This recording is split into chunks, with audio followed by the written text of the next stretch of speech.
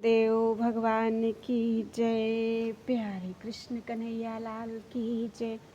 मांडूक्य उपनिषद वैतथ्य प्रकरण चल रहा है और कल हुए थे 33 श्लोक। तत्ववेत्ता की दृष्टि में नानात्व का अत्यंता भाव है और भी अद्वैता क्यों मंगलमयी है। जहाँ एक वस्तु से दूसरी वस्तु का नानाभूत पार्थक्य देखा जाता है वही अमंगल हो सकता है, किंतु नात्मभावेन नानेदं न स्वेनापि कथंचन न पृथंग न पृथक् किंचिद इति तत्त्वविदो विदुः। यह नानात्व ना तो आत्मस्वरूप से है और ना अपने ही स्वरूप से कुछ है।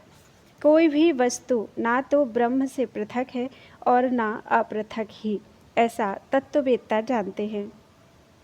इस अद्वितीय परमार्थ सत्य आत्मा में यह प्राण आदि संसार जात रूप जगत आत्मभाव से परमार्थ सत्य रूप से निरूपण किए जाने पर नाना अर्थात पृथक वस्तु के अंतर्भूत नहीं रहता।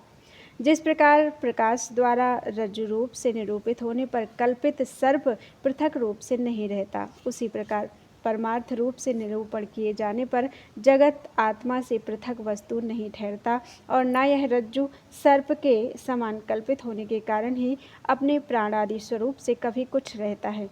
तथा जिस प्रकार घोड़े से भैंस पृथक है, उसी प्रकार प्राण आदि वस्तु आपस में भी पृथक नहीं है।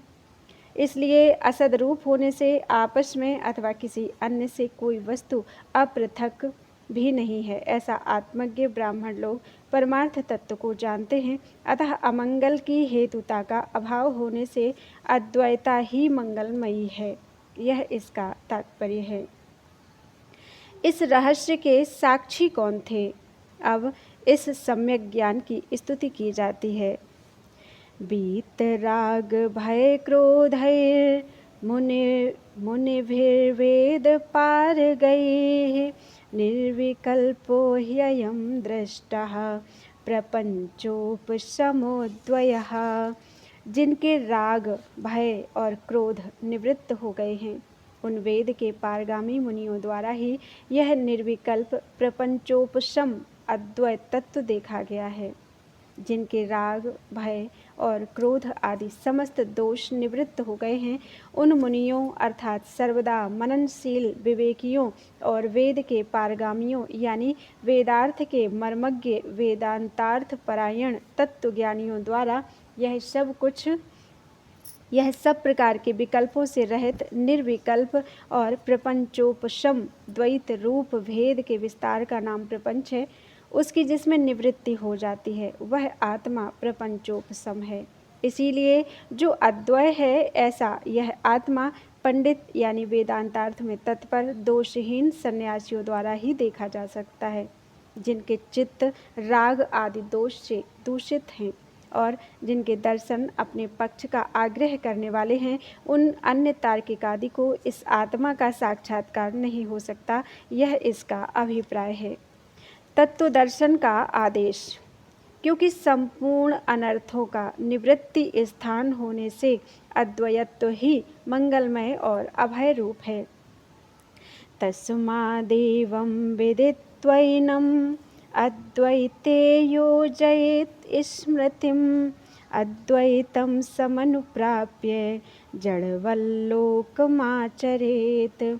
इसलिए इस आत्म तत्व को ऐसा जानकर अद्वैत में मनोनिवेश करें और अद्वैत तत्व को प्राप्त कर लोक में जड़वत व्यवहार करें।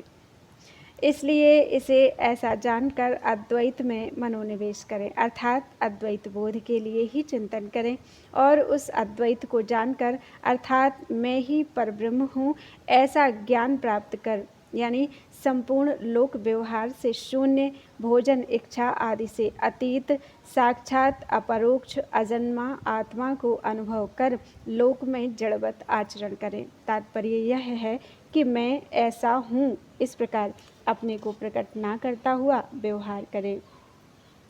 तत्वदर्शी का आचरण लोक में कैसे व्यवहार से आचरण करें, इस पर कहते हैं।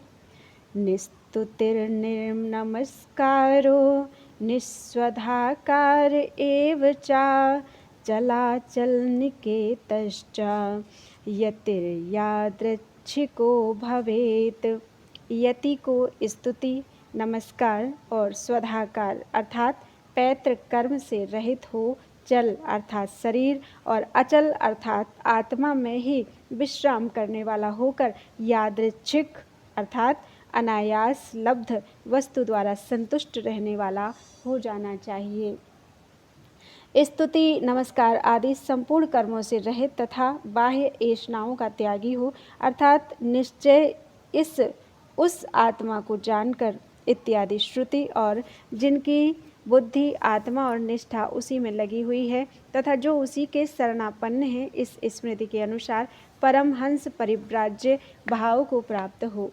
प्रतिक्षण अन्यथा भाव को प्राप्त होने वाला होने से चल शरीर को कहते हैं तथा अचल आत्म तत्व का नाम है। इस प्रकार जब तब भोजन आदि व्यवहार के निमित्त से आकाश के समान अविचल अपने स्वरूप भूत आत्म तत्व को जो अपना निकेत यानी आश्रय है, उसे अर्थात आत्म स्थिति को भूलकर जब मैं हूँ इस प्रकार अभिमान करता है, उस समय चल यानी शरीर ही उसका निकेत है।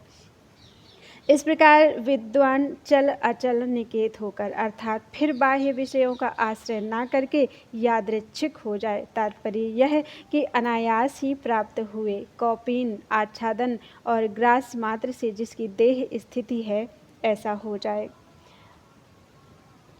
अविचल तत्वनिष्ठा का विधान। तत्त्वमाध्यात्मिकं दृष्ट्वा तत्त्वं दृष्ट्वा तु बाह्यतः तत्त्वीभूतस्तदारामस्तत्त्वाद् प्रच्युतो भवेत्। फिर वह विवेकी पुरुष आध्यात्मिक तत्व को देखकर और बाह्य तत्व का भी अनुभव कर तत्वीभूत और तत्व में ही रमण करने वाला होकर तत्व से च्युत ना हो। पृथ्वी आदि बाह्य तत्व और देहादि रूप आध्यात्मिक तत्व वाचारंभणम विकारो नामधेयम इत्यादि श्रुति के अनुसार रज्जु सर्पादि के समान एवं स्वप्न या माया के समान मिथ्या हैं तथा वह सत्य है, वह आत्मा है और वही तू है। इस श्रुति के अनुसार आत्मा बाहर भीतर विद्यमान, अजन्मा, कारण रहित, कार्य रहित, अंतर बाह्य शून्य, परिपूर्ण, आकाश के समान सर्वगत, सूक्ष्म, अचल, निर्गुण, निष्कल और निष्क्रिय है। इस प्रकार तत्व का साक्षात्कार कर तत्वीभूत और उसी में रमण करने वाला होकर अर्थात बाह्य रत ना होकर, जिस प्रकार मन को ही आत्मा मानने वाला कोई अतत्वदर्शी पुरुष किसी समय चित्त के चंचल होने पर आत्मा को भी चलायमान मानकर अपने को तत्व से विचलित और देहादि रूप समझकर मानता है कि इस समय मैं तत्व से च्युत हो गया हूँ तथा किसी समय चित्त के समाहित होने पर अपने को तत्वीभूत और प्रसन्न समझकर मानता है कि इस समय मैं तत्वस्थ हूँ। उसी प्रकार आत्मवेत्ता को न हो जाना चाहिए, क्योंकि आत्मा सर्वदा एक रूप है और उसका स्वरूप से च्युत होना भी संभव नहीं है। अतः वह सदा ही मैं ब्रह्म हूँ ऐसा निश्चय कर तत्व से च्युत ना हो। तात्पर्य यह कि सदा ही अच्युत आत्मदर्शी हो, जैसा कि कुत्ते और चांडाल में भी विद्वानों की समान दृष्टि होती है तथा संपूर्ण भूतों में समान भाव से स्थित आदि स्मृतियों से प्रमाणित होता है। इति श्री गोविंद भगवत पूज्य पाद शिष्यस्य परमहंस परिव्राजकाचार्यस्य श्री शंकर भगवतः कृतौ गौड़पादीयागम शास्त्रभाष्ये वैतथ्याख्यं द्वितीयं प्रकरणं। हरि ओं तत्सत्। त्वदीयं वस्तु गोविंदम तुभ्यमेव समर्पितम्। वैतथ्य प्रकरण पूरा हो गया है। बोलो वृंदावन बिहारी लाल की जय।